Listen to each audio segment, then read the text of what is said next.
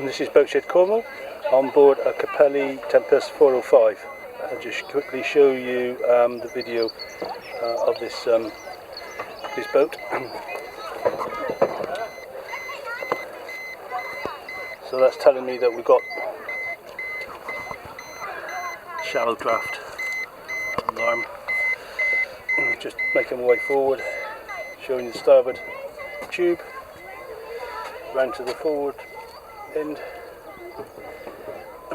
Under that cushion is the anchor locker.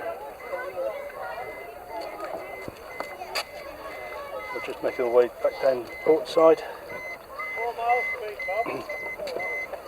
This is the aft seating for the helm position. Little nav lights mounted in the front of the console. Show you the helm position and the seating.